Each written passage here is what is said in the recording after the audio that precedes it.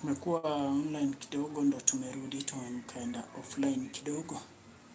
Welcome back. Welcome back. Doing an update kisha tutoke. Welcome back, welcome back. Na bado hatujayo nyesho maneno. Welcome back. Let's see. Fanya settings 1 2 1 2. Fanya settings 1 2 kisha tutoke. Ya 1 2 settings 1 2 kisha tutoke. Sasa tuingie mtandaoni.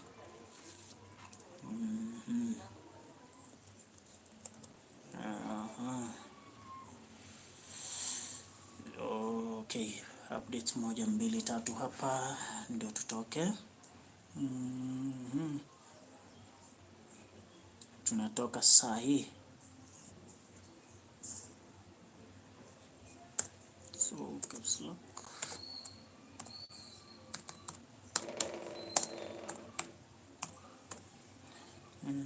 Sawa. Update 1 2 tutoke.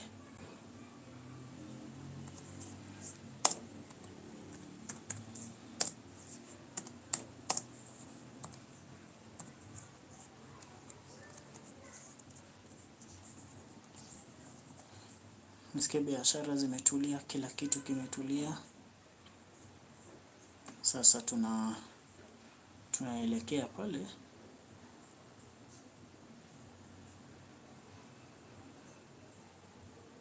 ili tuone ni kipi ambacho kinaendelea katikati mwa mji wa Bosongo. So guys, we are almost getting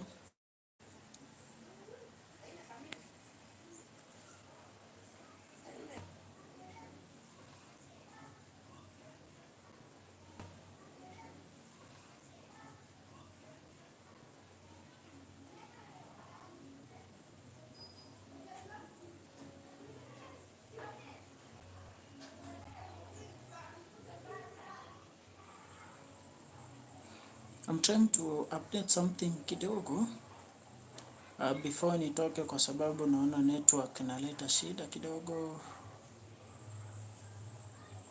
I'm trying to update something kidogo before nitoke, kwa sababu naona network inaleta shida kidogo. So guys, I'm running an update hapa kisha tutoke. Wacha nione kama imekubali. Kisha tutoke. I'm trying to switch. Ikubali tutoke. If we are good, you can tell me. Kisha tutoke. I was trying to switch lanes za data. Nione kama okay.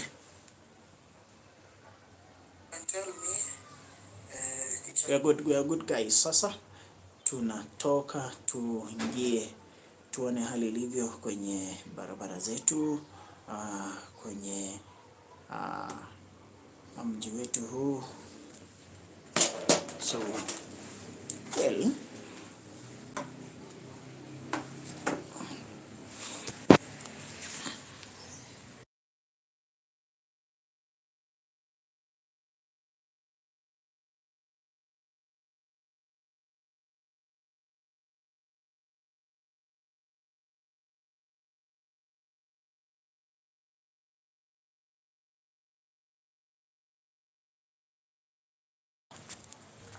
so guys, we are getting out right now.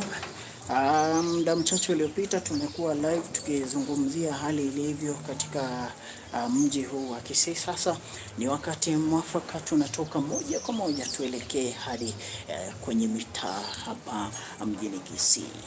Mvua iliweza kushuhudiwa kidogo ambayo ilituzuia kutoka. Sasa ni wakati wa kutoka ili tuone hali ilivyo.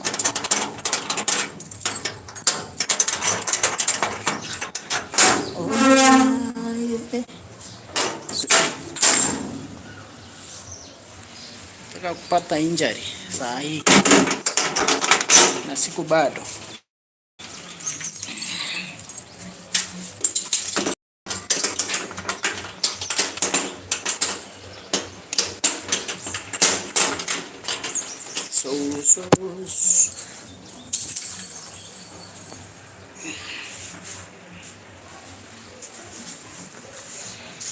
So wangwana,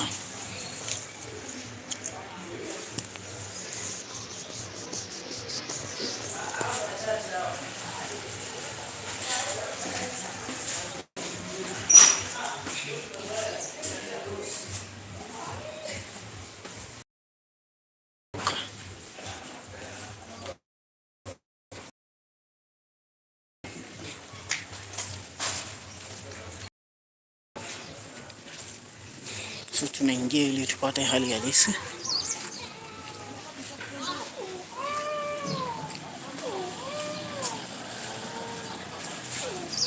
So moto ukatae ndio tutoke live.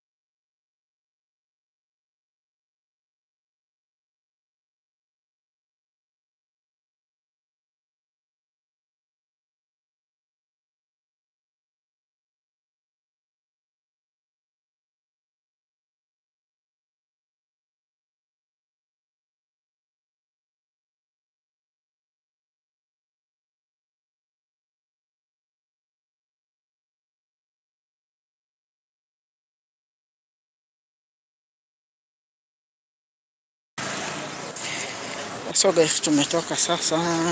Hapa ni barabarani, barabara ya Nyanchwa, kituo cha Nyanchwa Police Station. Tunateremka moja kwa moja tuingie maeneo ya daraja mbili ili tuweze kuona hali ilivyo pale, kisha tupande tuingie town. So hapa ni Nyanchwa Police Station, hapo kando tu. Sijui kama afisa wametoka wameenda kulinda mji ama bado wako. Bora wasitii amri ya waziri, hiyo nayo hatutaki. Ndio hii, bora wasijaribu kutii amri.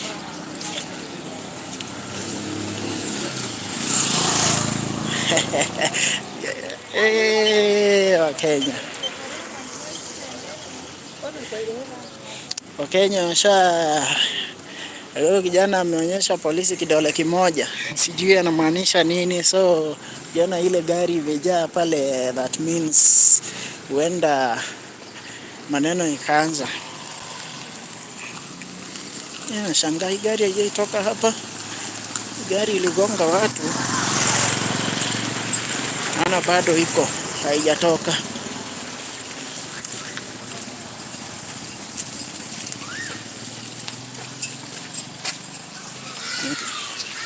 Lakini mbona sisi wa Kenya ni wachokozi? Lakini jamaa amepanda bike alafu akanyesha askari kidole cha kimoja tu,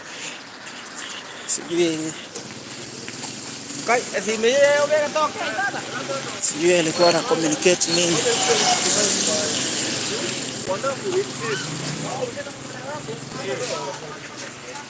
So tuko Nyanchwa, tunaelekea maeneo ya daraja mbili mjini Kisii ili tuone hali ilivyo. Si town kutulivu.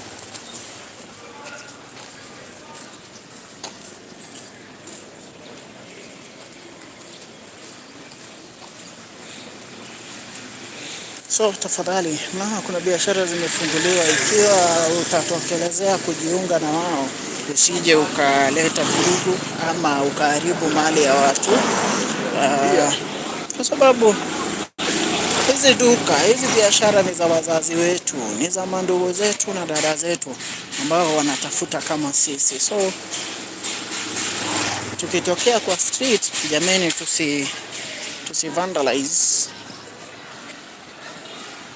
anything chenye kina belong to anybody. Tucheze kama sisi. So kwenye live ya awali niliwaambia this is nionyesha kidogo. Sasa tuko maeneo ya soko Mjinga. Tunateremka tuingie daraja. Masanse.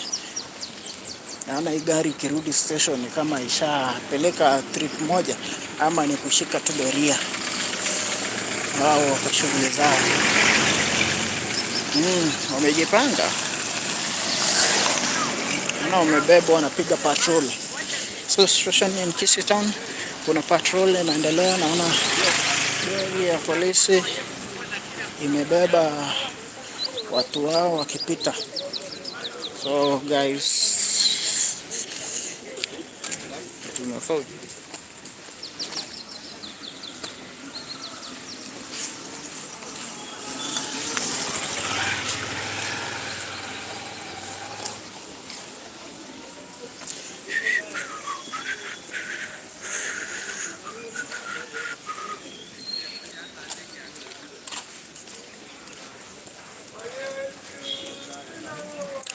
so ndo hali ilivyo, ni kutulivu all the way starting from daraja mbili.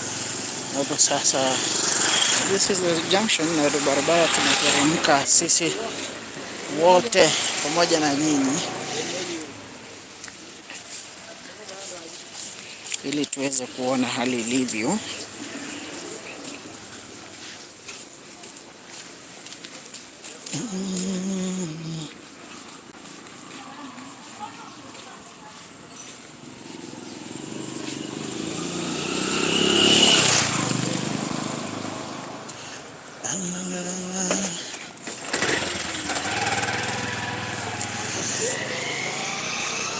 The streets of Kisii Town, it's safe right now. Ni siku ya soko kwenye maeneo haya ya daraja mbili. Sasa tumetoka, bado tuko Nyanchwa lakini we are heading to daraja mbili. Ni maeneo ambayo yameshikana. Does it act like a normal day? I don't know. Let's check with you.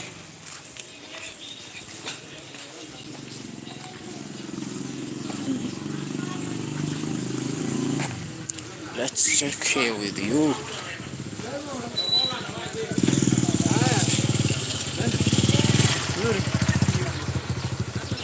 But I think on a normal Monday, ukishafika hapa unaona vitu zimeanza kutandikwa. Naweza ona soko kumejaa kuanzia hapa on a normal Monday. But today being on the 7th, ambapo watu wanaogopa kuenda kukashuhudiwa maandamano, hapa kumetulia.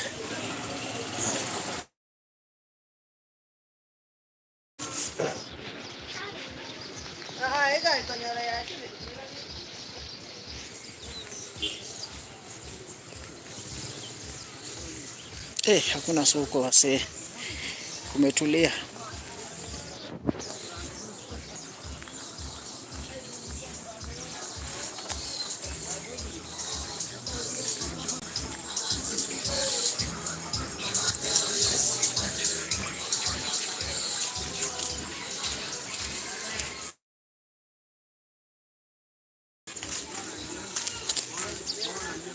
So guys, hapa ni daraja. Tumefika daraja mbili. Daraja mbili ni siku ya soko. Saa hii hakuna soko. So I'm walking in daraja mbili market. So nipanguze hii.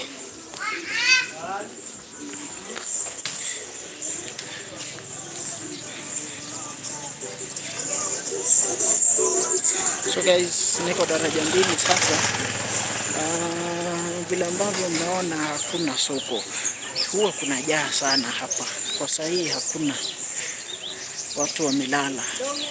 wakijua huenda kwa na maandamano. So guys, kesi town kutulivu ingawa, but this is not normal. Lakini naona askari wanashika doria mbele yangu pale, kunao wawili kwa mbali. So na normal day hii ni soko ambayo hujaa sana, lakini sasa kwa sababu kuna ile tension, so bado kazi haijaanza, so bado kumetulia. So kumetulia nyuma yangu, kando, mbele, hakuna biashara inaendelea. Ni siku ya soko, being a normal day here.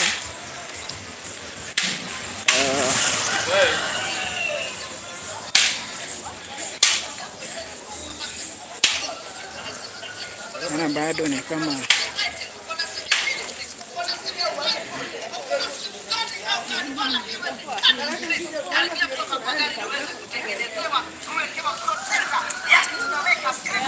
sasa hakuna generally today business tawi, hakuna yote. Wanaogopa, unaweza kaandika ukimaliza alafu kujiwe na waandamanaji, ama wakipita wapate kuna nguo ya kuvaa wavae. So the turnout is very low, not normal.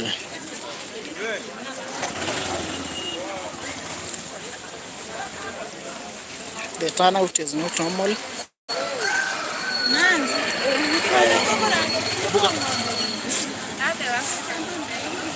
Ni chini, lakini naona for the first time soko kumekauka, and for the first time naona it's being manned by police. Ndio wale pale mbele yangu. So licha ya wauzaji kutokuja, pia wanunuzi hawapo.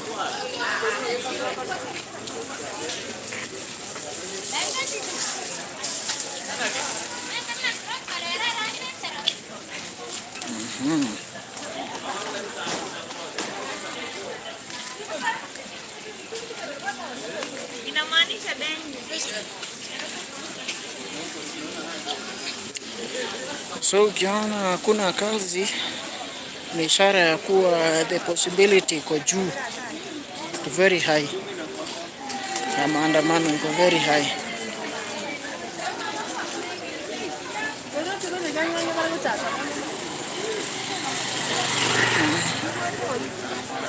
But ni kama kila mtu ana expect hii.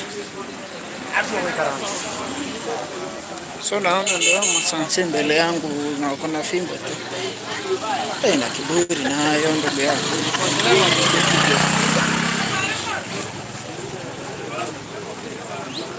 So this is daraja.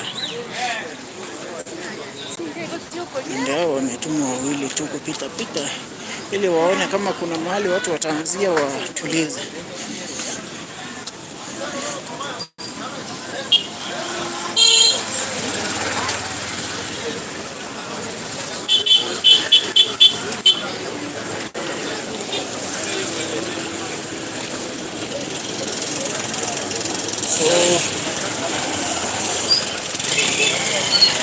Ile soko kumetulia.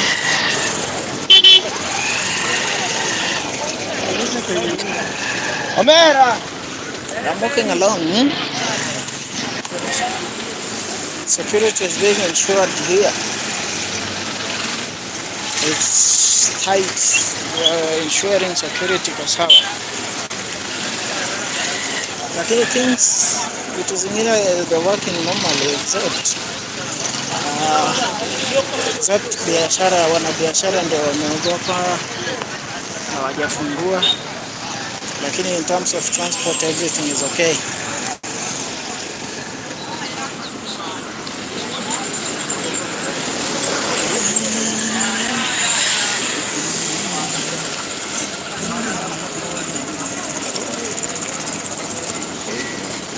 Nada,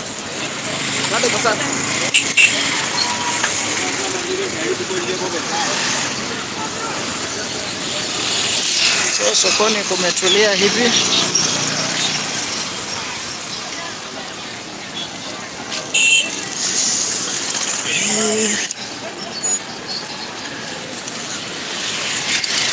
So the turnout is not impressive, huh? First day, mambo si mazuri.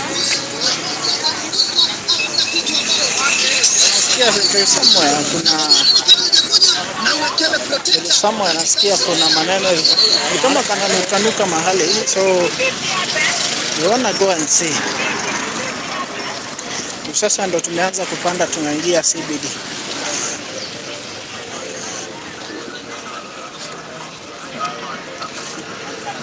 So from this point you can see soko Daraja Mbili market. This is the situation there. Kumetulia tu, hakuna kazi inaendelea vizuri. Sasa hivi kwa unaona watu wamejaa, lakini the market is like empty. The market is like empty. Guys, ni kama kuna uoga. Tuingie CBD ambapo tutajua kama leo umeanza. Karibia tuweza kukuwekea screen protector kwa simu yako. So we are walking, we are leaving Daraja. Tumetoka maeneo ya Nyanchwa, sasa tumepita Daraja Mbili briefly. Ndio soko kubwa zaidi hapa mjini Kisii. Na hapo huwa kuna shuhudiwa maandamano sana. Kwanza yakianza hapa yanakuanga mbaya, kwa maana kila sumeweka vitu kidogo tu. Kile just in case ameona shughuli imeanza, atabeba vitu zake na afunge aende shughuli zingine. So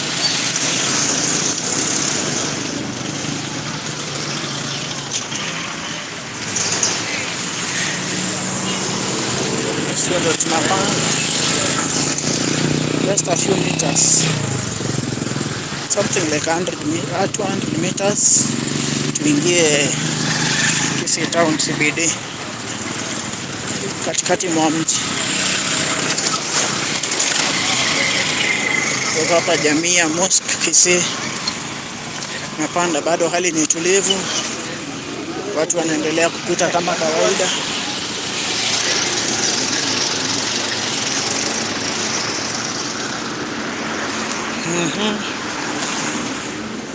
Watu wako tu kawaida, mindset ni kawaida, mambo bado kuchemka.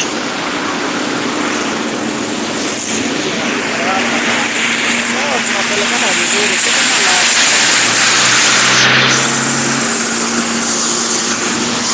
unless we're gonna survive for long here. It is a 25 minutes walk right now. That is from Nyanchwa to Daraja Mbili market. Now from Daraja Mbili to CBD.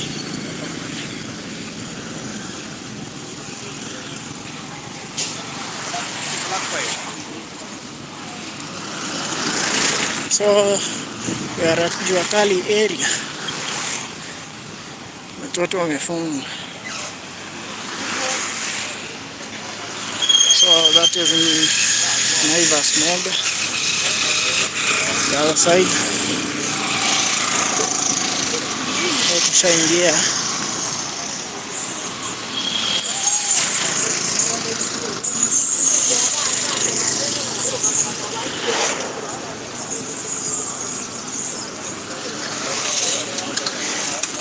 Watu wanaogopa. Nasikia mama anasema last time alishtukia washafika.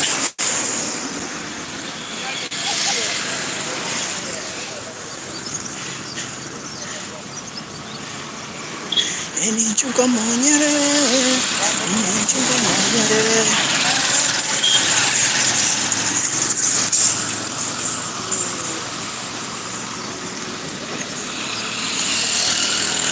Nilijidanganya nikavaa sweater na half jacket.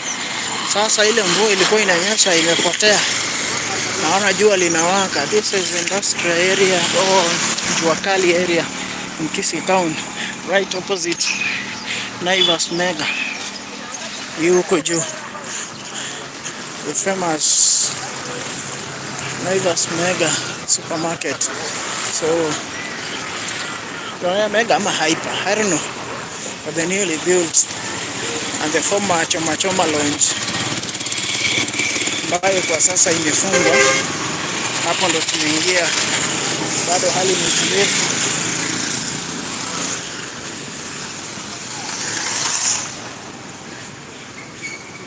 Hapa sasa ingekuwa unaona manguo, lakini sasa hamna. Hiyo ndo the Naivas Mega hapo juu, hali ni kutulivu. So the Choma Choma lounge, I think by now it's not functioning. Restaurant, breakfast in, grill, cake, outside catering, nini. So Choma Choma used to do very well. He ran for the shortest time possible in Kisii town, lakini ilifanya vizuri sana. Watu walikuwa wanaipenda. So business are shut. Shops are closed.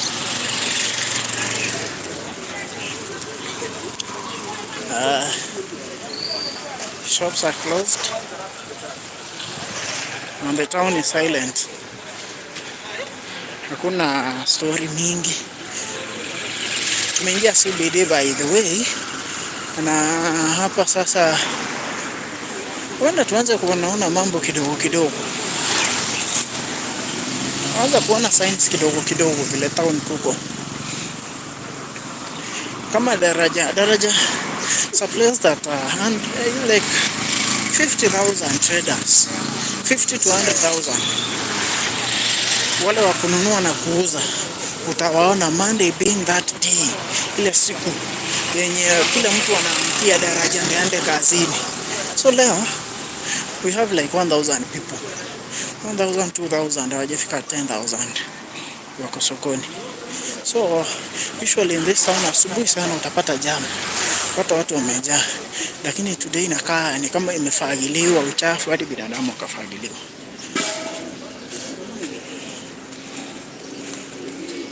Last time I told you this is a town where a big town yenye tunavuka kama umbwa na paka tu. Sana hapa gate zimefungwa, hakuna kuingia kwa hiyo duka.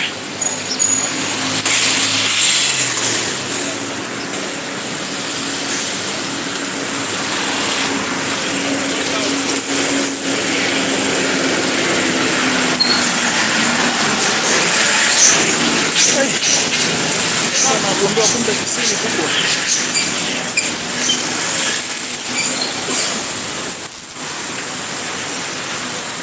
Patrol kumeshika jo. Siku baya sana. Tumeona Volkswagen T1 ya polisi. Na polisi ya. Kuna T1 hapo sijui na escort nani.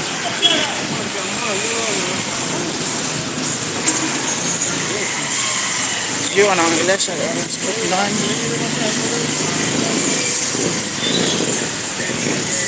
Washaanza na patrol. Hii imerudi. Guys, it's a heavy deployment of police. Kama watafunga barabara.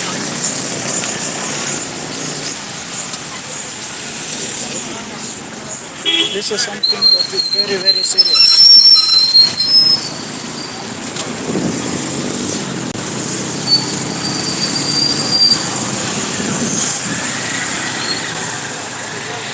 Magari na polisi zinageuka huko.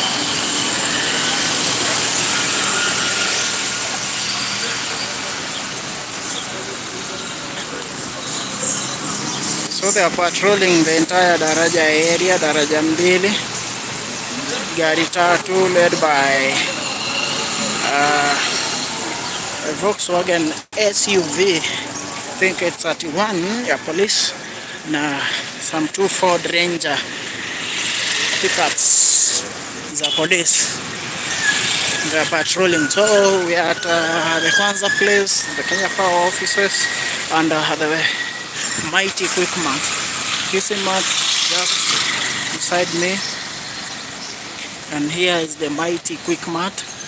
So bado tunazidi kupanda, ndio tumeingia katikati mwa mji huu ambapo nawaletea hali halisi, hali ilivyo, vitu kwa ground. Kumbuka hii ndo channel ya kuaminika maeneo haya na nchini Kenya ili kuleta habari moto. So things have started unfolding, but pia wakati mwingine tusemange tu ukweli kidogo. Usually at all like this hatukuangi na protest sana. Like it happens where kama saa hii watu wametulia. You know, there's something that triggers them to do so. Kitu ambacho kinachochea sana hapa ni moja, the presence of police. Ndio ina trigger. So the moment watu wanaona kuna polisi wameingia town na wamejihami, like kuna ile protective gear ya anti-riot, ndo wanaanza hapo, ndo watu wanaanzia sasa, like wana feel tu kuchokozana na maaskari. But on a normal day hivi it's very peaceful, as you can see, you can witness by yourself. Sasa we are now past Quickmart at DTB.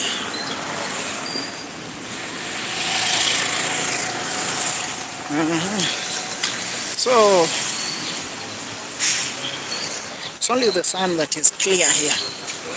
On a Monday, kuanzia hapa, this is the starting point. All this time tumetembea 34 minutes.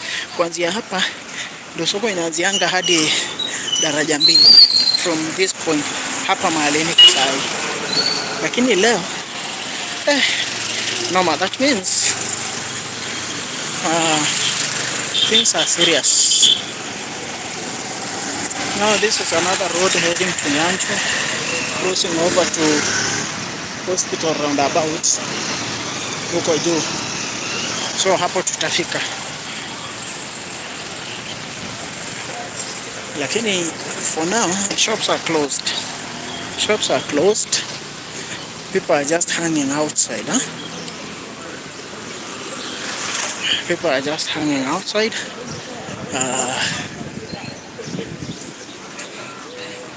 Hivyo tu.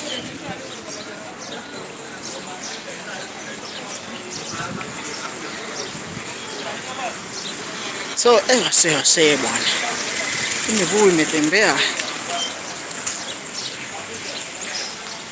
from Nyanchwa through daraja to Kisii CBD. Actually this is the main street ya Kisii town yenye iko na barabara the Kisumu Road, barabara mahali ninaendelea kupanda, mahali nimetoka sasa ninaelekea Kisumu, mahali ninatoka ni direction ya Kisumu na Kisumu, na pia ndo ina link Kenya with Tanzania through Sirari, and kuna boda mbili hapa chini. We call this other place. Hizo place mbili ndo ina link Kenya. Hii barabara ndo ina link Kenya to Tanzania hii, na inapanda to Nairobi, Bomet kadhalika. So hata ni cross barabara at this point, kaniende niweke sweta kisha turudi.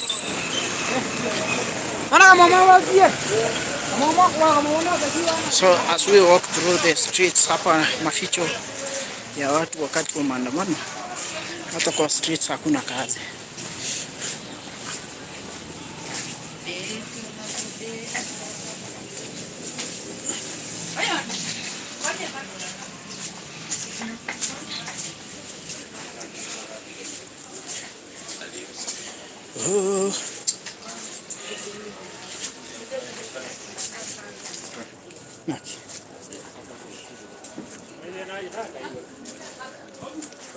kind of attempted, lakini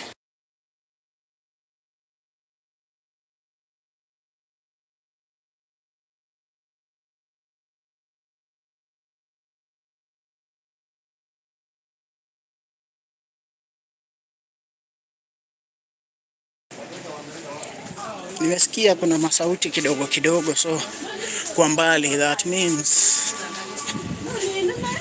means kumbe kalikuwa kamenuka.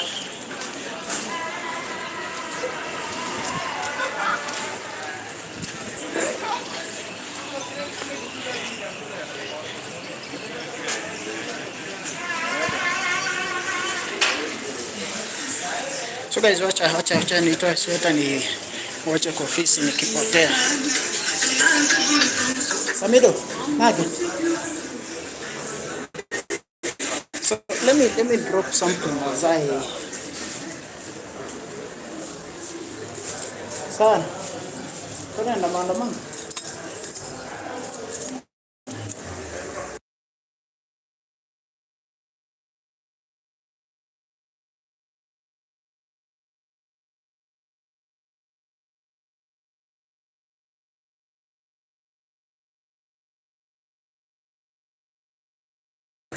So guys, I'm still live. I'm at so guys, I'm at Kisii Town CBD. Nimeingia ndani ya building kidogo. I want to do something. I want to drop something. Kumbe kalikuwa kamenuka. Tukiwa natembea hapo juu CBD kulikuwa kumewaka.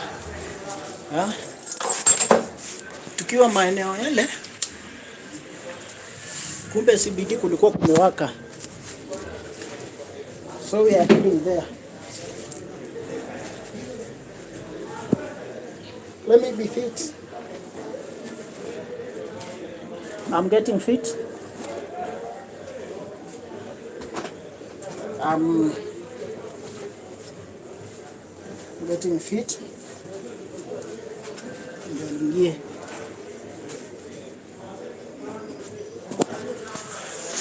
I was changing kidogo tuingie CBD wale ambapo maneno yashaanza tayari.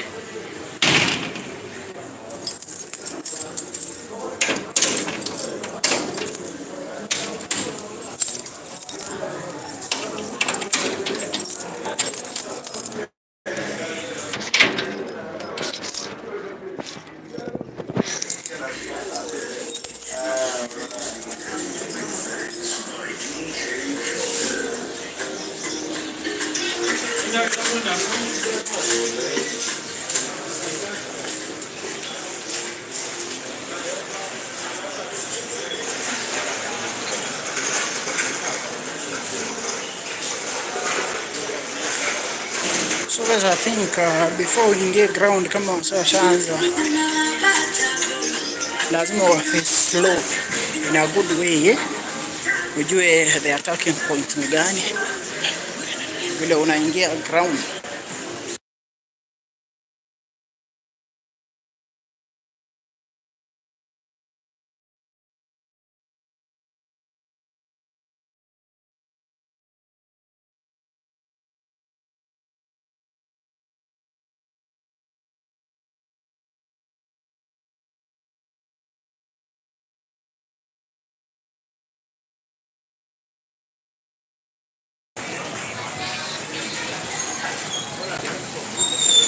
So we're out here now in the streets. So guys, when you come, ukijitokeza, stay safe, be cautious, avoid drama, be cautious, be safe guys, be safe.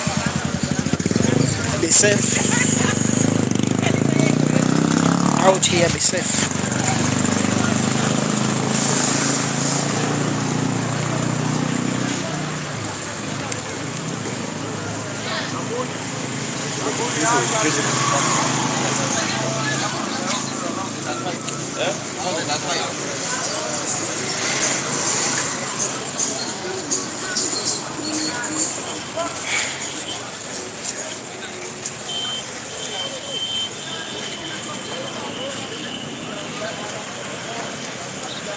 Nasikia sauti mingi ambazo zinakaa ni za maandamano. Kuna firimbi, kuna vuvuzela, kuna hawa mandugu zetu wenye wanaendelea kupita hapa.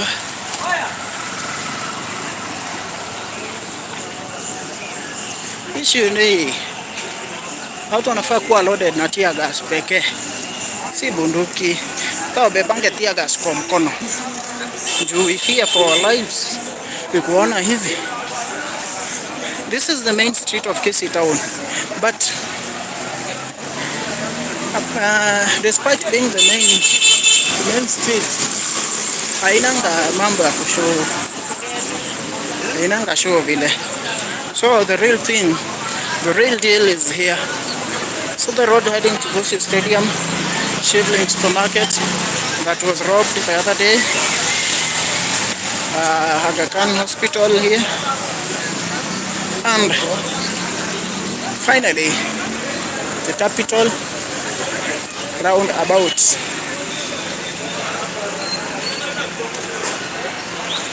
Tukiangalia pale juu kuna polisi, hiyo ndo capital. So watu wanacheza mpira. So before nijue hali huko, acha niweke selfie kidogo niingie huko. So guys, tuko CBD sasa. Tuko CBD sasa. Nashaanza.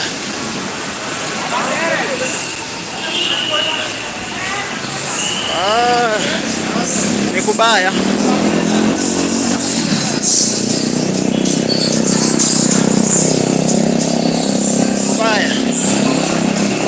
Naona kuna media pale, so let me go.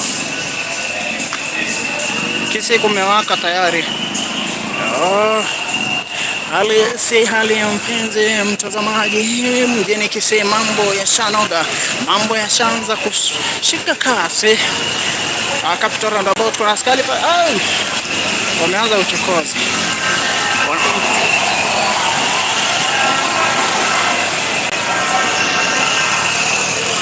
It's hot here. It's hot.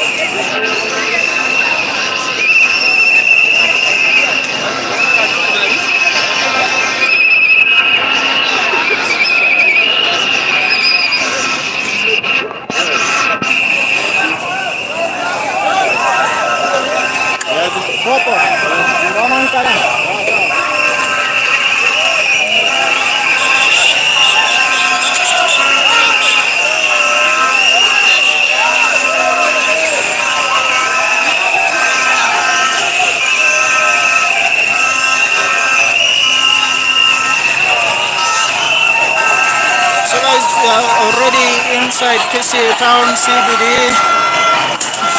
the heart of maandamano. They are playing football here.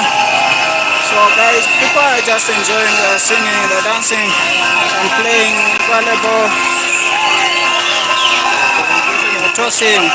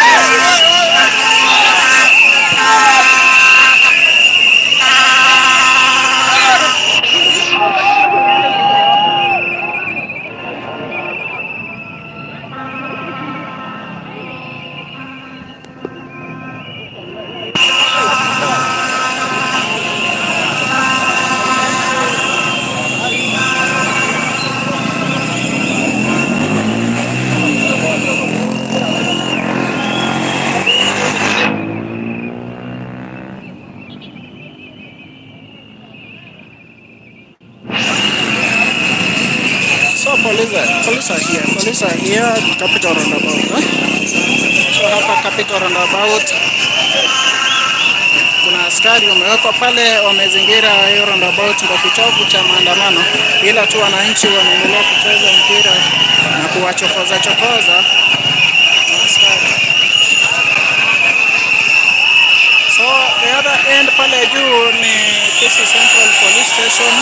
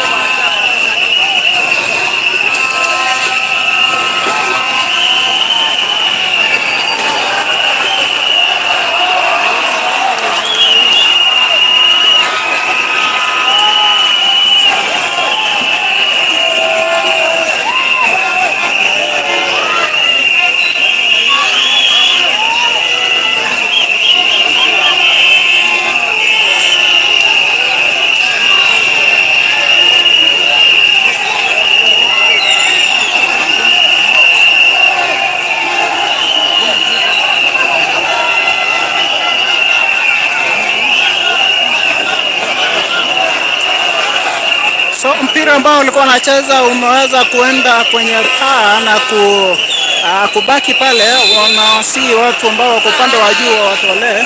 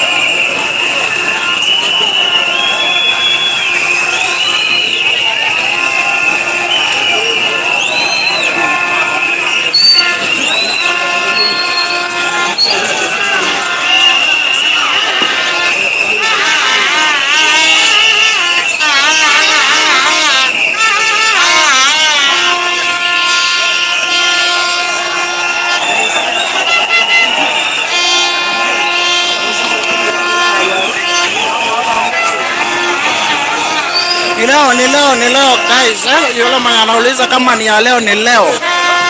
Tuko Capital Roundabout, ni leo tarehe 7 mwezi wa 7 mwaka 2025. Wananchi wanazidi kucheza mpira katikati ya barabara, ni leo. It's happening live from Kisii Town CBD.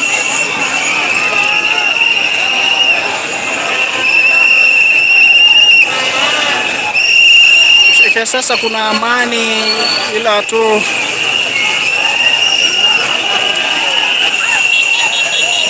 hakuna vurugu ambayo imeshuhudiwa. Watu wanazidi kucheza.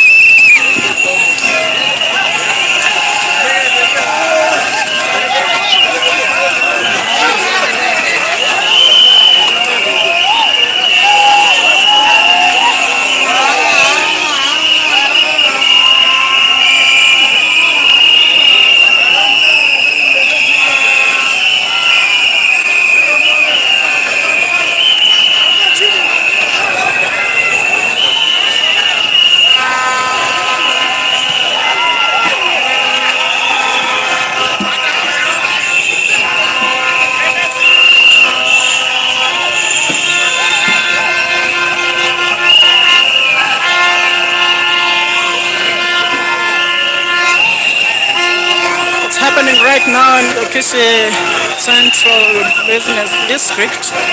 We are at Capital Roundabout where citizens are enjoying playing football around. The police are just here making sure there is enough security in this area.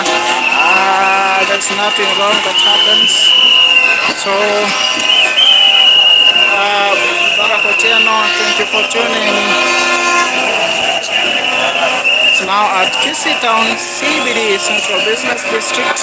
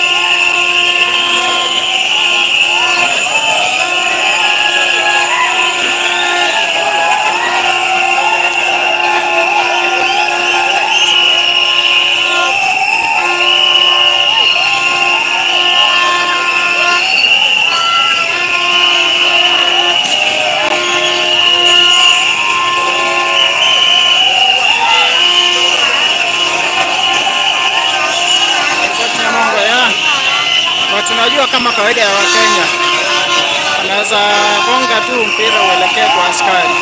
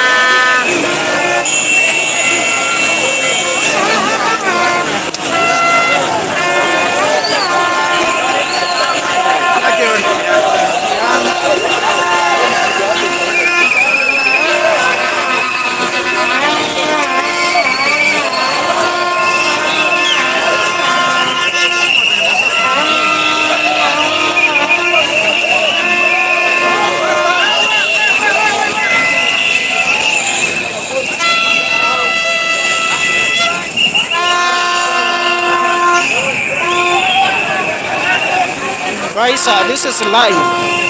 Tuko live. This is CBD. Confirm ya live. Tarehe 7 mwezi wa 7 mwaka 2025 katikati mwa mji wa Kisii. Tuko Capital Roundabout. Na hivi ndivyo mambo yalivyo, ndio hali halisi kutoka hapa mjini Kisii. Kwa hivyo endelea kutufuatilia moja kwa moja ili tukuletea habari zaidi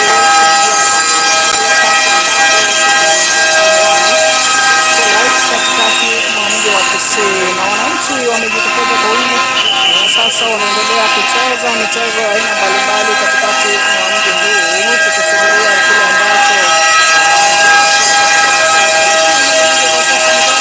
hali ya usalama ni tulivu. Hakuna uchokozi kati ya wananchi na polisi ama na mtu yeyote.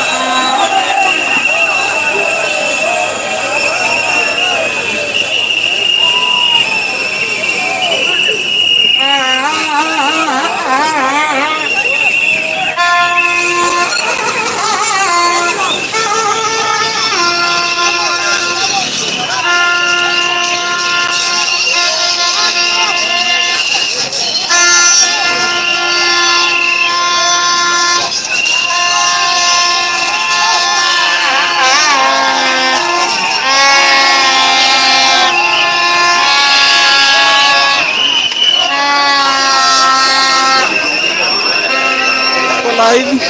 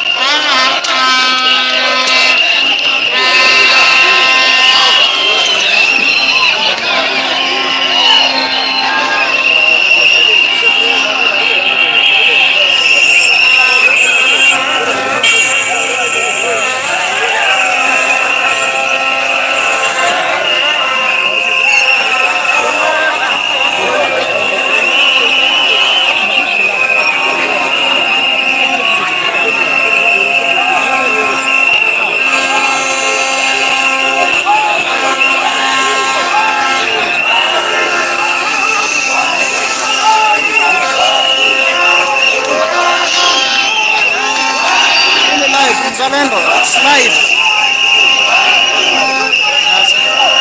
Tuko live, eh? Tuko live. Haijalupiwa.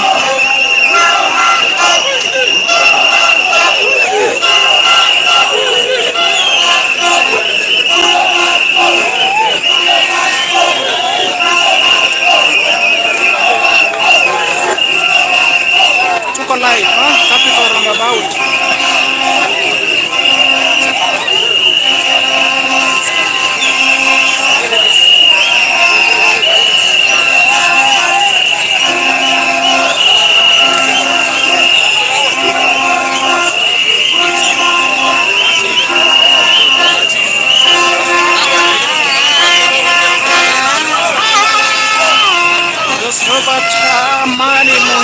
Amani muhimu, na hakuna mtu ambaye amechokozana, ila tu kila mtu anafanya biashara yake. Polisi wanachunga mambo yao, pia wananchi wanaandamana kivyao.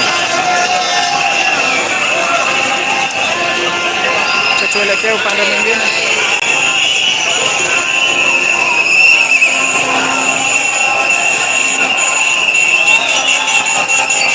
Wanaimba wakielekea upande wa chini.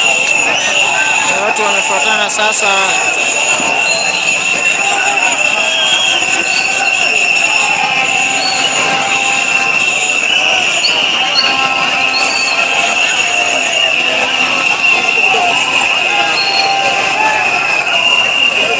Watu wameanza kukusanyana wakielekea upande wa chini.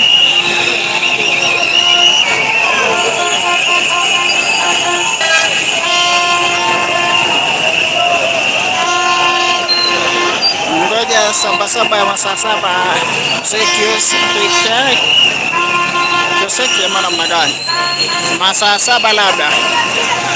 Kwa sasa ni saa 5 dakika 5 masaa ni Afrika Mashariki. Hivi sasa mjini Kisii tayari watu wameanza kusanyana makundi makundi, wakiandamana wakiimba nyimbo za kusema kwamba sijui niseme nini, lakini siwezi tamka haya wanayosema kwenye mtandao hapa, lakini ni mambo yalivyo live kutoka mjini Kisii, katikati ya mji wa Kisii.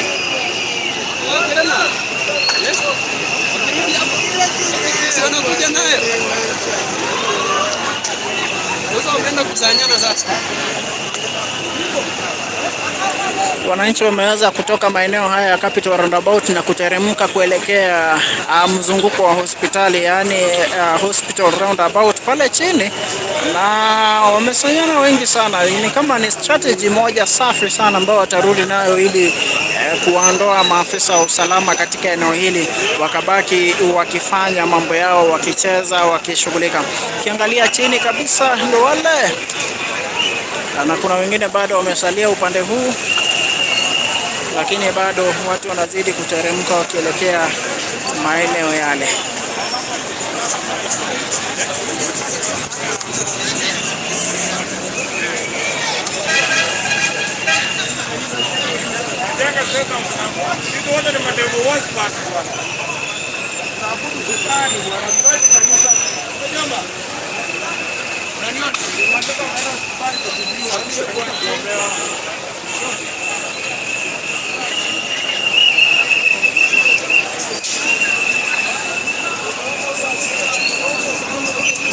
Watu wameteremka, polisi wamejaa huku kando.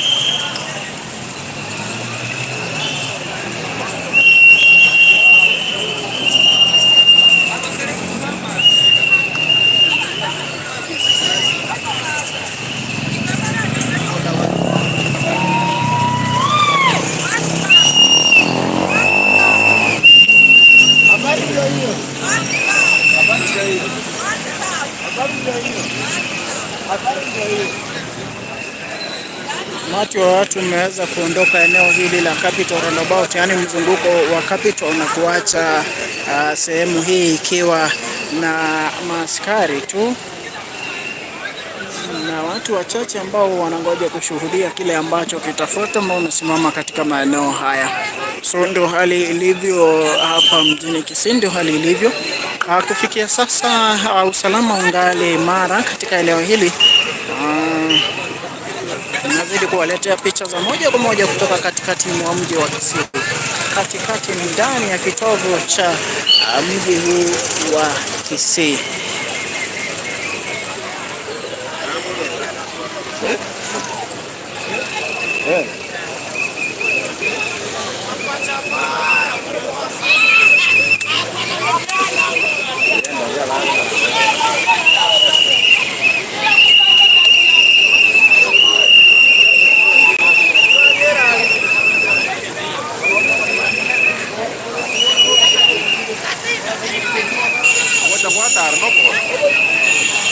So Manuela, tuwafuate upande ule ili tukaweze kuona kile ambacho kinaendelea.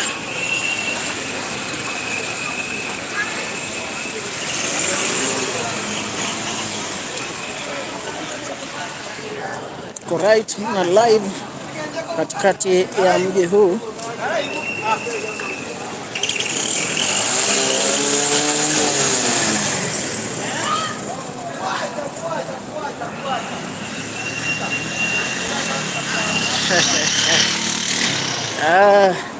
Tumeweza kwenda, sijui wameelekea upande gani. Wana catch up with them. Sijui wameelekea upande gani, wameteremka chini ama wameelekea upande wa daraja mbili. So let's follow them. And see where they're heading to. So the town is right now the town is clear, business closed. Everything now is protests. Everything ni maandamano. So basically this is the Kisii Municipal Market yenye iliweza kuchomeka wiki moja. Sema ni karibia wiki moja ambayo imefika sasa. Ndio iliweza kuchomeka, na sasa naona county pamoja na viongozi mbalimbali wanajenga, ila ujenzi umesimama kwa sasa sababu ya maandamano.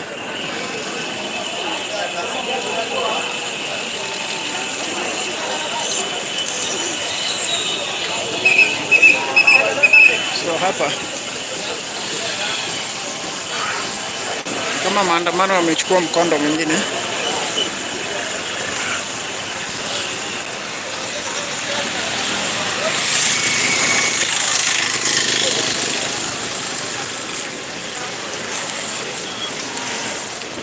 Ni nyimbo za misa kwa wale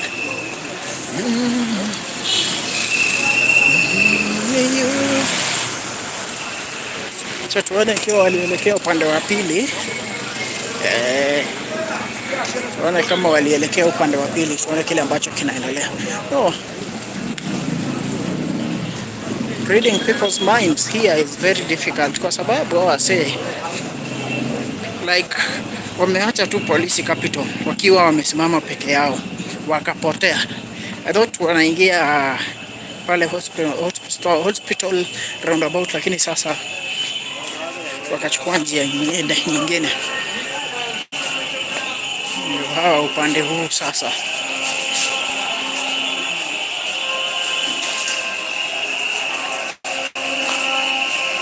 Wapiga game plan nyingine noma sana, wamezunguka chini.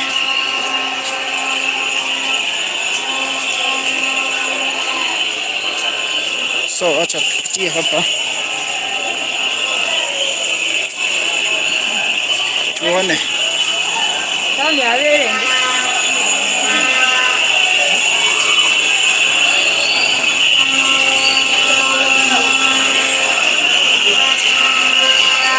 So wachache ndio hao.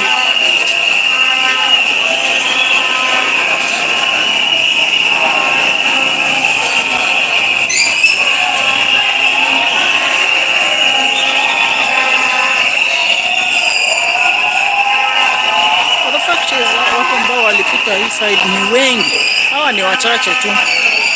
So other people may have gone some direction, wamejigawa. So ni kama kuna game plan hapa, kwa sababu wamejigawa vikundi mbalimbali. Hawa ni wachache, ukiangalia watu ambao waliteremka ule upande wa chini ni wengi zaidi. So let's go and see.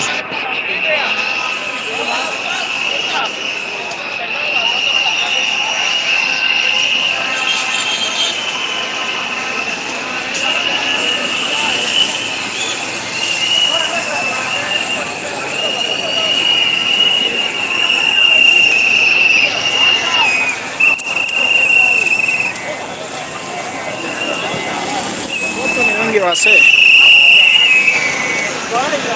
One time! Iga?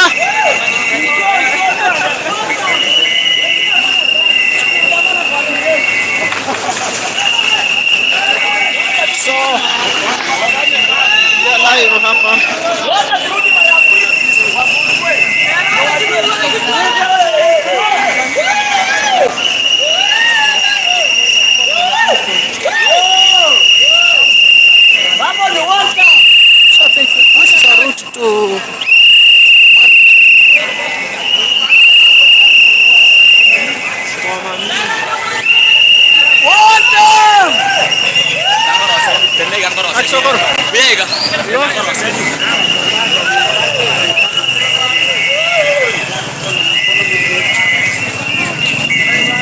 One time.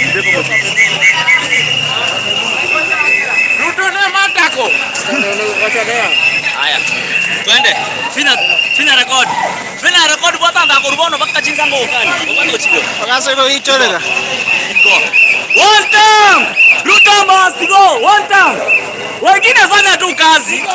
Wengine fanya kazi, sisi tuandamane kwa ajili yenu. So guys, tuko live ambapo makundi yameanza kugawanyika, ila tu sasa naona watu wanaelekea sehemu za juu wakielekea maeneo ya county headquarters ambapo ni mashauri, sehemu za mashauri, kisha wanaelekea maeneo ya Mwembe.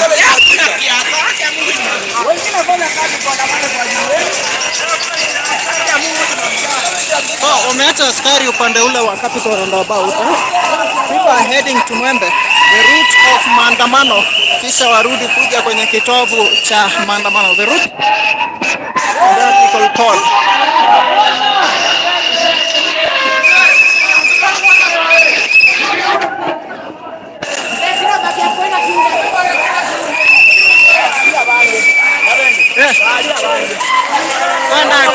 Melody bali nabwaka abantu bathi Ainjo kaswara YouTube sebi YouTube YouTube yani umegetega ndari anajina koringira nino wana to kuira mkara iko tayari mapema lazima atakapata noche ya kwa settings kaka vertical na horizontal wana ilikuwa ngependa Saboko kutora. Alafu uko rotate screen kwanza. Ukoweka auto rotate screen. Ukienda kwa setting choka na live, umaya ko kuna se vertical ko se horizontal. Ngata kwa nyajere vertical, kwa kuna horizontal. Sasa karoba nje kimbara ndete. rotate ni ya karte na. Aya, ono sasa chako set live. Toche kwa tebi. Obegete kwende. Pakosa atina hivu kuya. Gangi live. Mchaka.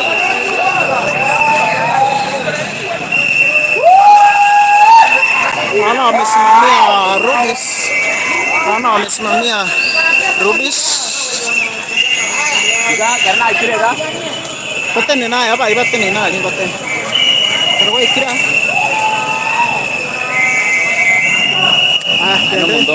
Yango live bonore koko kanyere kwenda next. Genda kwenye begete iko tu. Amburambe ito ko. Oh, sawa. Abairone ya. Mamuroli to motkanda wakata panto imene kamera tarochi.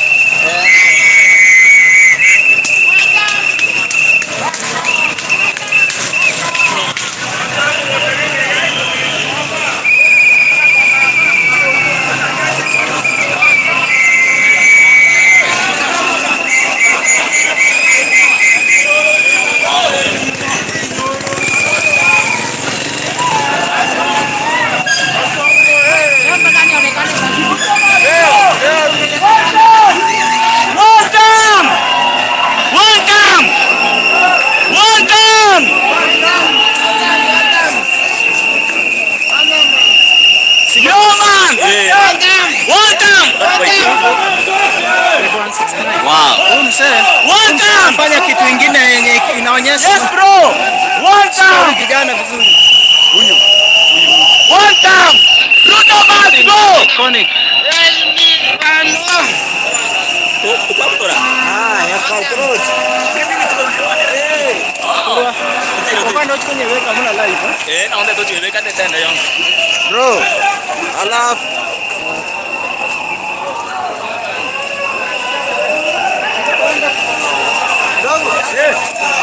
hapo mahali wameenda hapana. One time.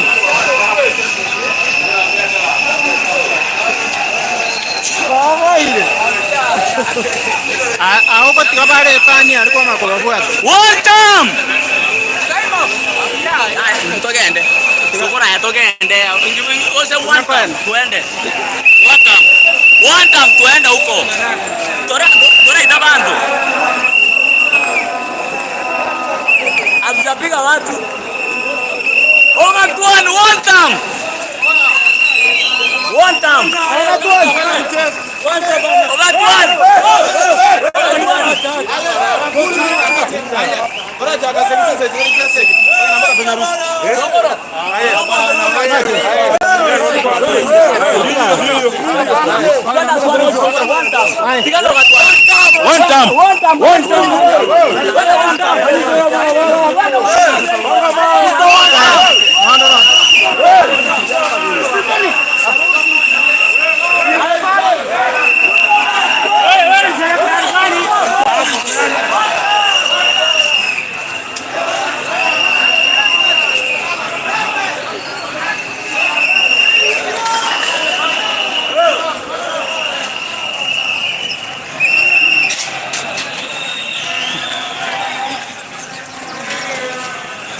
So guys, we are still working at the Central Bank of Kenya, kando ya Huduma Center and Posta. Hapo ndo tunazidi kupanda sasa. Naona waandamanaji wanaelekea maeneo ya Mwembe, ambacho ndo mzizi wa maandamano. Ni kama kuna vile wamejipanga, so we are closely following them. Naona kuna mawe yamewekwa barabarani, sijui ni ya kuzuia nini.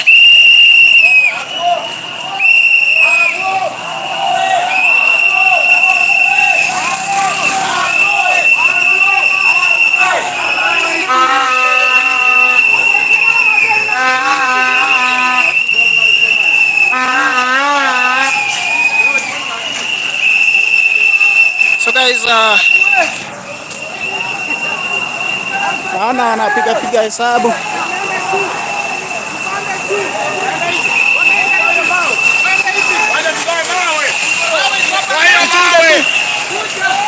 Hii sasa tutatoa aje? Hii mawe ni kubwa, mimi sitaweza. Hiyo gari inaweza pita juu.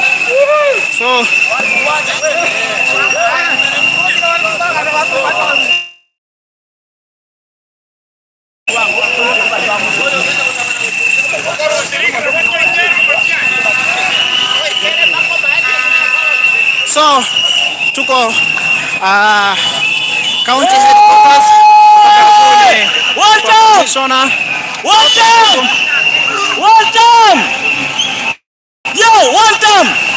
Tuko hapa kwa county commissioner. Hapa ni county headquarters. Hapo ndo tuko kwa sasa, county headquarters. Waandamanaji wengi wanaelekea sehemu za Mwembe, tunaelekea Mashauri hivi sasa.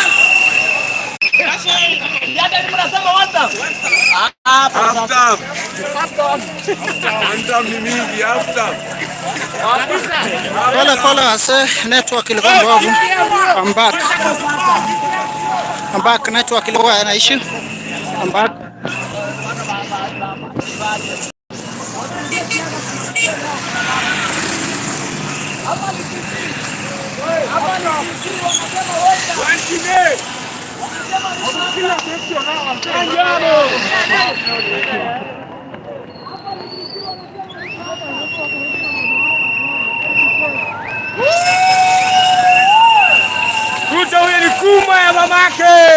Okay guys, sorry. Kulikuwa na shida ya network kidogo. Live is back. So this is a road heading to State Lodge. Imefungwa hapa na polisi. They are manning the road towards Milimani. That is where kuna State Lodge. So they are here. The guarding njia ndo inaelekea State Lodge, so wamefunga. Hakuna mtu ameruhusiwa kwenda hapa.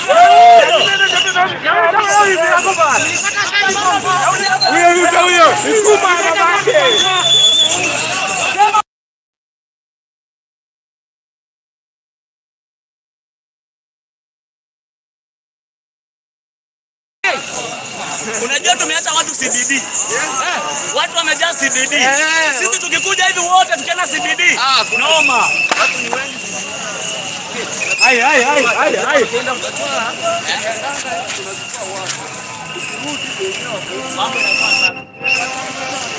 Ruto huyo ni kuma ya mamake. Watu wanasema wata. Kuma ya mamake. Mamake alimwaga nje mamake.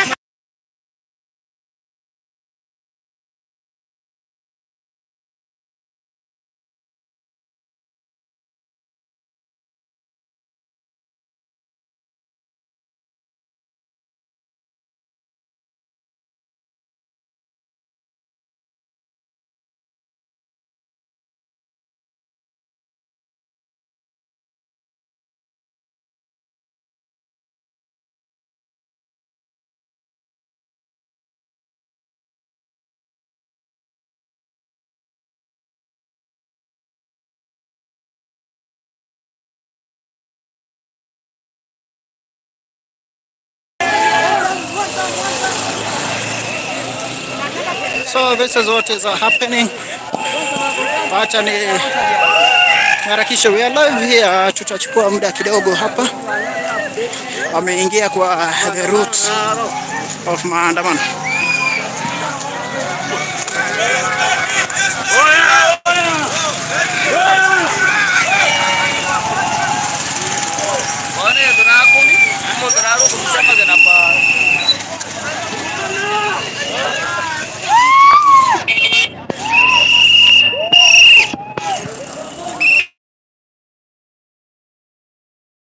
Nikaze mwendo kidogo ili niweze kufikia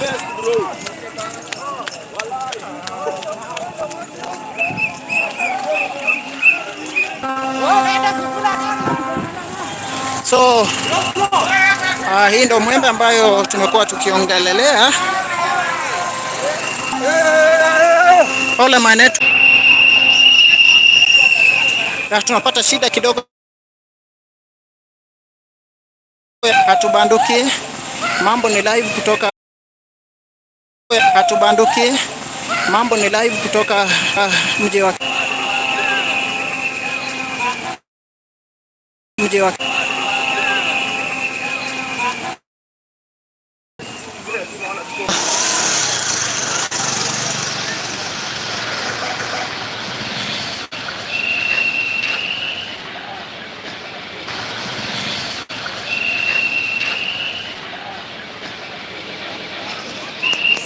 my network is giving me problems.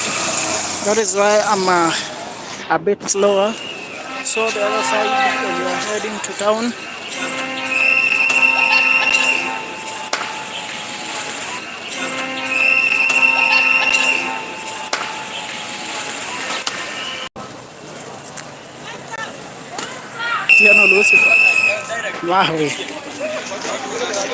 so the junction heading to Kisii University is here, and protesters have gone beyond that junction. Now I think right now the first group is at Gyakomu National Oil, and the last group is just right in front of me. So we want to see more things coming in, more updates coming. Najua nilianza kutembea asubuhi sana, so I'm somehow tired kidogo, lakini bado tuko live.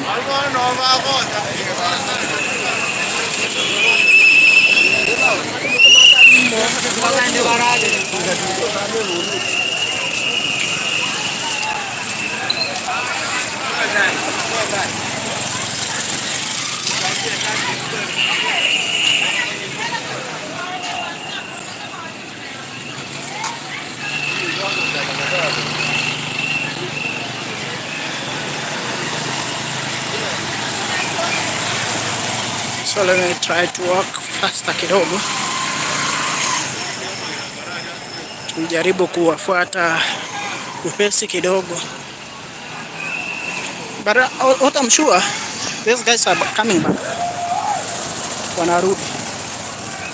Barabara ishafungwa. Hapa karibu na njia ya kuingia Kisii University. So we're marching forward.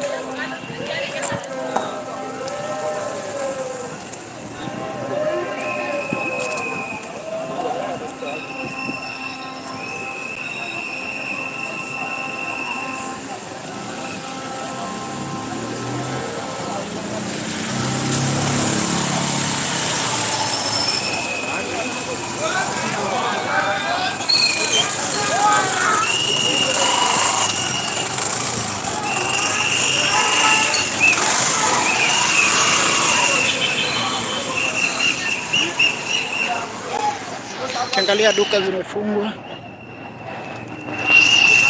Nothing is operational here right now. No business. Na kijana kuna talanta hapa, nilia kama ambulance. Wait, this guy analia kama ambulance.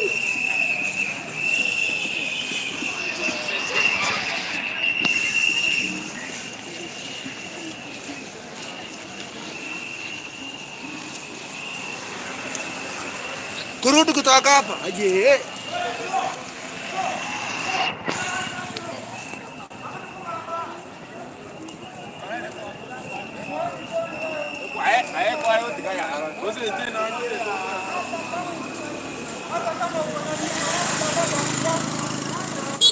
Hello, my guy. Hello. Hello. One time, hello. Hata wewe umepepa. One time.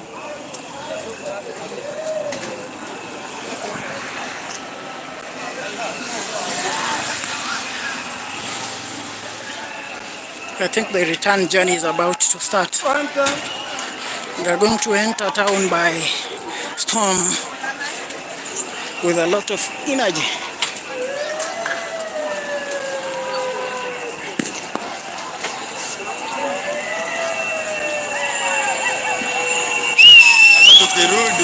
Guys, we are going back. We are going back now to town. We are coming now. Welcome, welcome.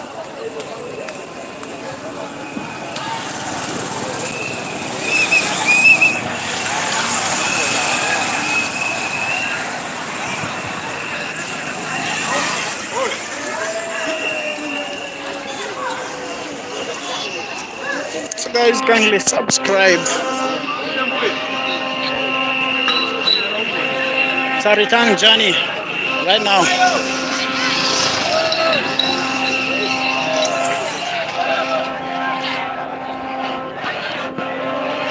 It's a return journey. We are marching back to town.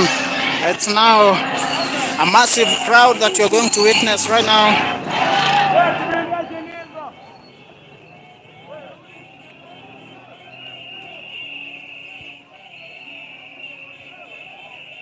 Now it's a massive crowd that is coming back.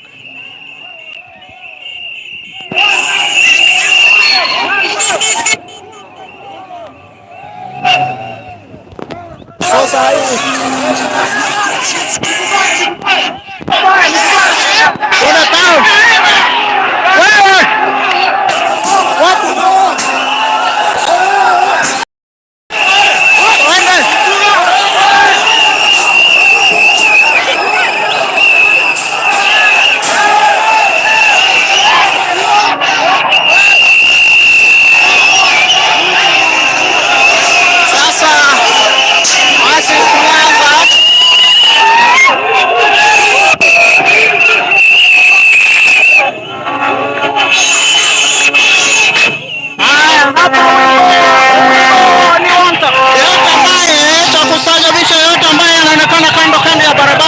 lazima aungane na watu. Sasa the force is back to town. The force is back heading to town. Sasa watu wanaingia town.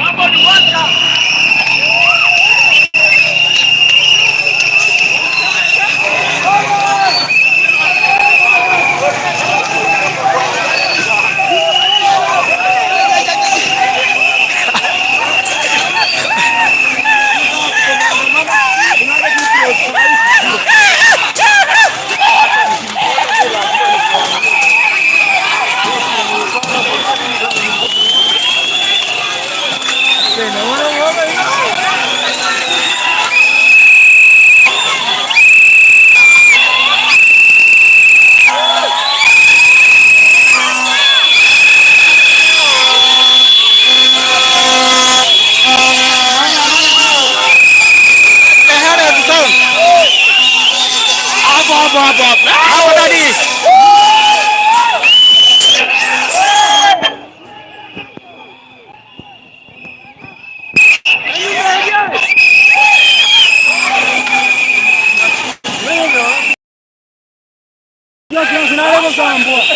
Virenge.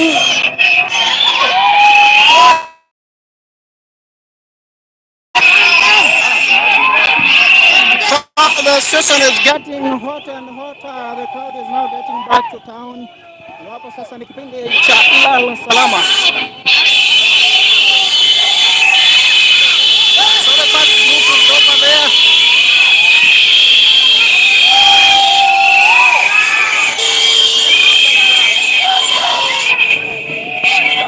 Sidhani kama nimeona mtoto ama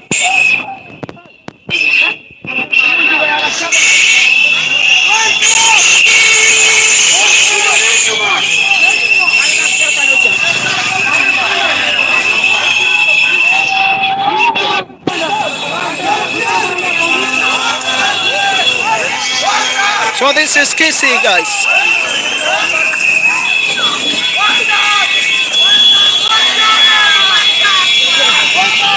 Beki. Siku kaona lakini ni kama kakosefa, kakuguzwa. Kakosefa.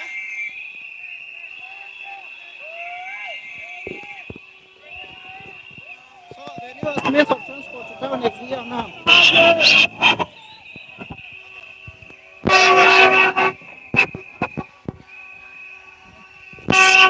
Nage. Ora town ye.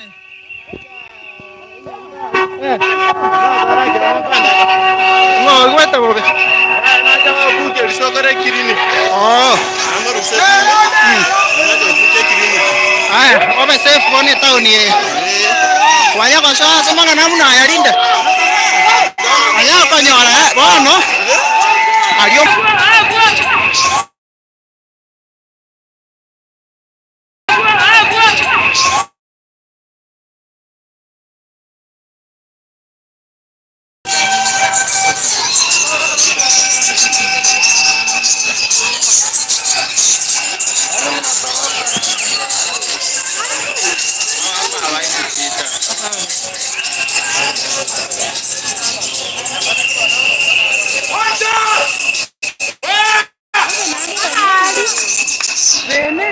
So people are getting back.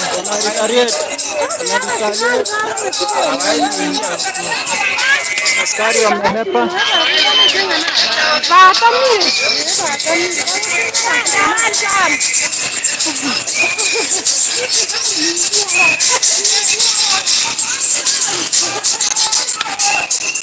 So askari baada ya kuona watu wamerudi wamehepa. Askari pia wamehepa.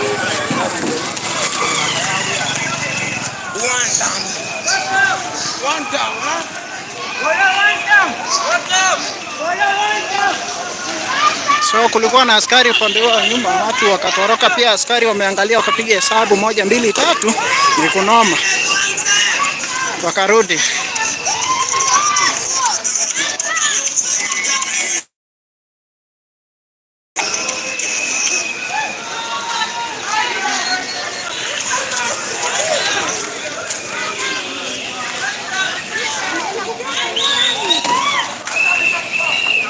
Wananchi wamefunga njia pia.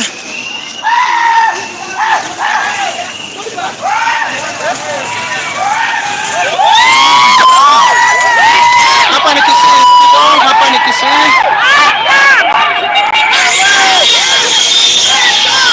Hapa ni Kisii town, from Mwembe to CBD.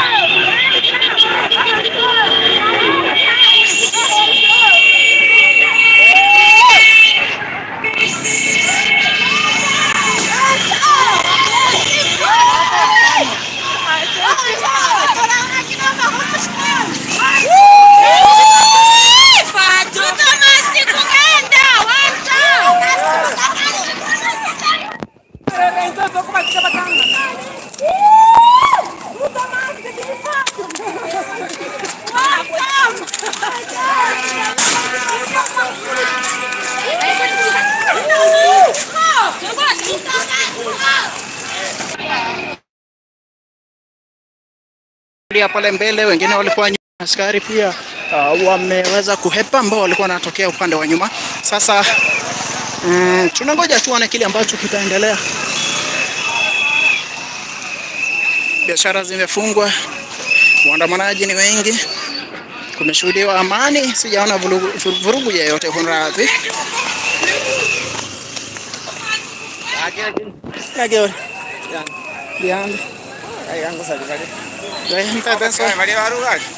Ah no, abe kaunti bano ndo cho. No ba. Ya bas kalim barat.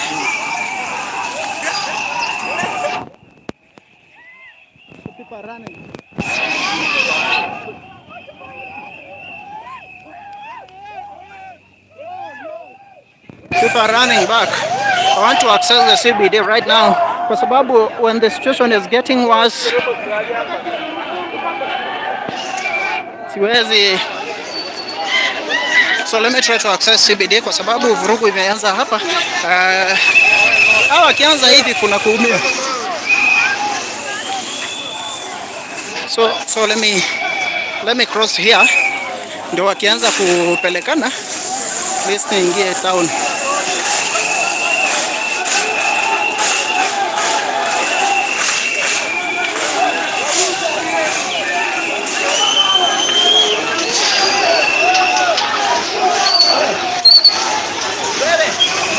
Kuna goons pale chini wanapelekana na wananchi.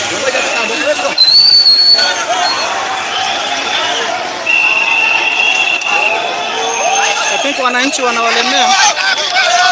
Basi kuna goons wako na miti pale chini, so kuna vita kati ya wananchi na wao.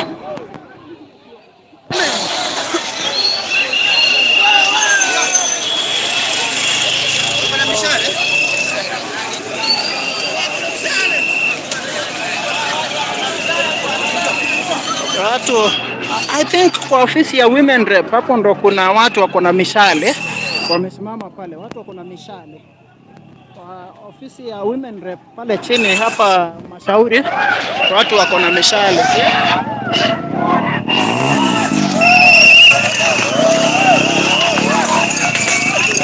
So they are dispersing people.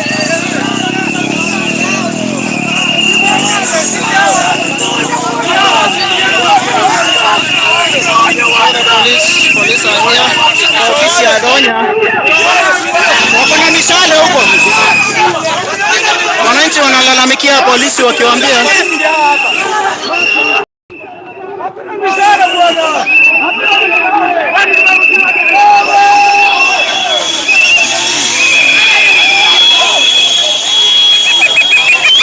wale watu wale wako na mishale.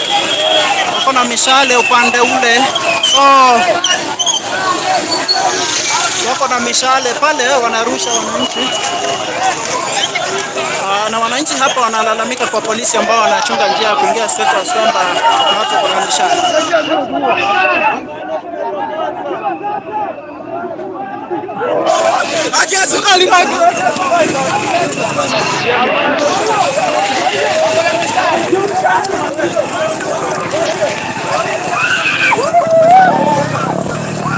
Sasa tunatoroka tena wote. Watu wako na mishale.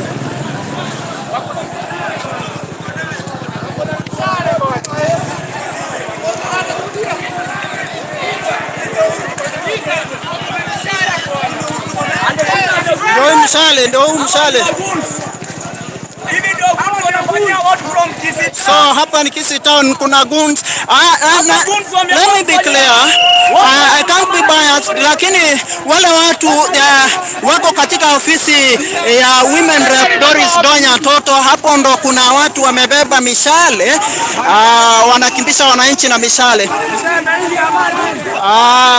Mashauri Goodka karibu na kwa ofisi ya Donya Toto women rep. Hapo ndo kuna watu wako na mishale, wanakimbisha wananchi na mishale.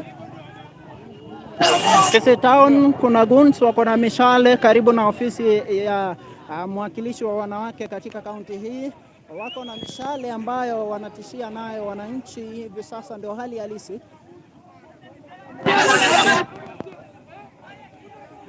Wananchi kwa amani hapa wanaongelesha askari wakiwaambia kwamba kuna watu wako na amani.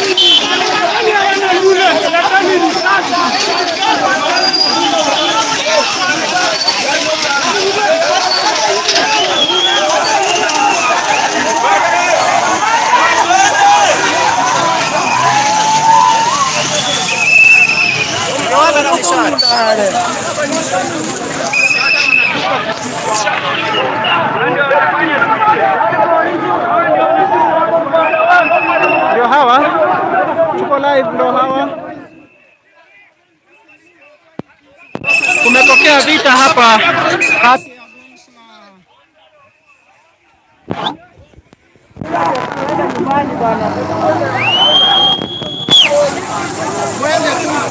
Kumalizana na huyo mzee kidogo bwana. Muende mmenyane nao. Afande, naona nyinyi mko na amani bwana. Nyinyi mko sawa. Nyinyi mko sawa.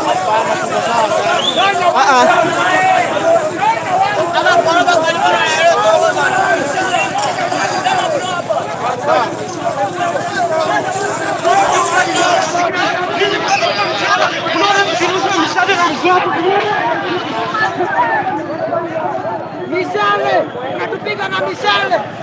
Ni wanyama.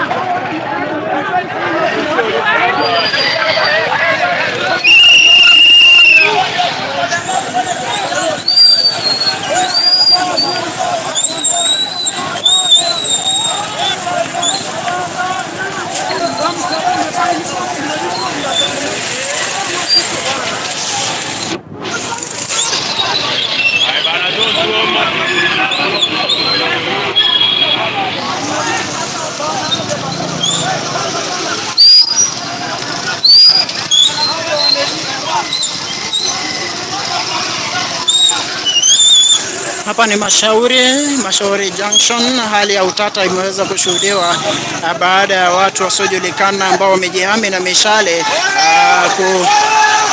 kuattack vijana. Sasa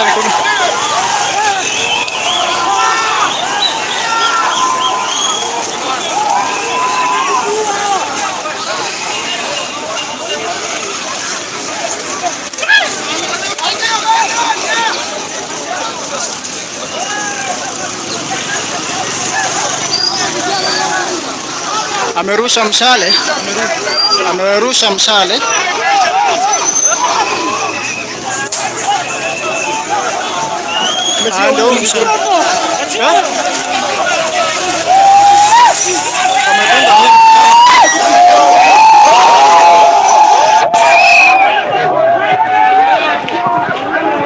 Amedunga huyu mshale kwa mkono. Mtu mmoja amedunga mshale kwa mkono. Ndio huyu amedunga mshale.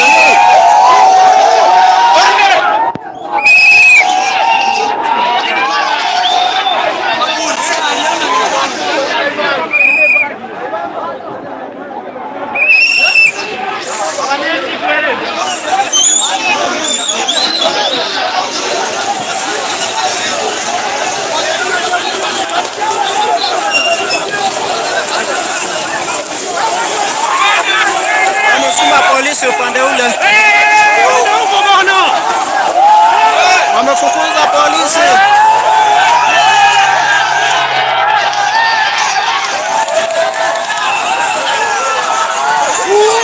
Wamedunga mtu mshale. Sasa wananchi wenye ghadhabu wameingia sehemu hilo na polisi.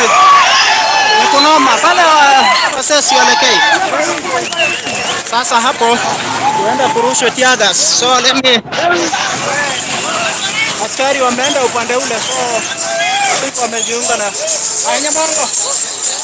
Tiari alia since anachirani abaganga ni barushiwa abana abagabanya ya obisi yaye baromanye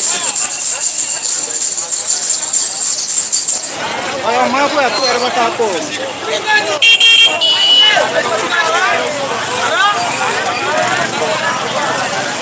makara washatolewa.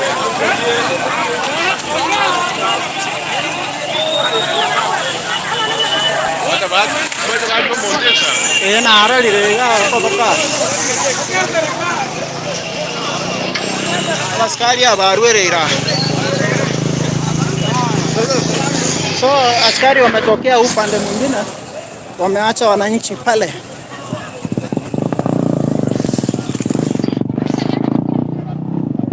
So sisi hata tuelekee, acha nitoke hapa kwa sababu maisha yangu ni muhimu. Hapa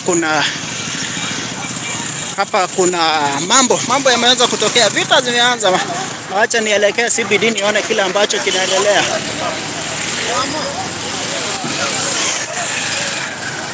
Kana askari wamezunguka, wametokea upande huu nyuma. So vita imechacha pale katikati. Mkiangalia pale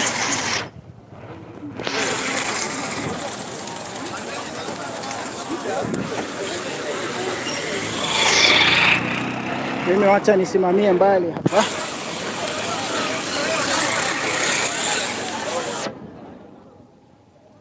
So on your way from Mashauri to Mwembe, hapa katikati ndo kuna maneno. Okay, I'm going offline wasee. I'm sorry. Nimekuwa live tangu asubuhi. Naona kufikia sasa simu yangu imekwisha moto. Kwa mtazamaji, pole kwa sasa, huenda niondoke mtandaoni dakika yote kutoka sasa, lakini hali ilivyo ni kwamba maandamano kuwa brief before simu iende off. Maandamano yalianza asubuhi na mapema, tukaanza tukastream na nyinyi, tumeelekea hadi maeneo ya Mwembe ambapo waandamanaji wamerudi kisha kukumbana na watu wenye mikali ambao wameweza kumuumiza mwandamanaji mmoja ambaye amepelekwa hospitalini kufikia sasa. Na sasa nimesimama katika maeneo ya Mashauri ambapo tunazidi kushuhudia pata shika kati ya hao wenye mishale na wananchi katika karibu na ofisi ya mwakilishi wa wanawake Donya Doris Abori. Hapo ndipo tumefikia kwa sasa. Naomba kuaga kutoka ngani kwa sababu simu yangu tunazima. Tuonane baadaye. Mimi ni Nyabende, endelea kutufuatilia ili kupata habari zaidi. Wakati wote kutoka sasa ninatoweka ngani ambapo tutakutana baadaye ili kuwaletea habari mbali vile mambo yanazidi kutendeka kutoka mji wa Kisii. Wanakuja sasa wanatibishana. Naona hapa huenda askari pia wakarusha tear gas, ni vizuri umetoka huko.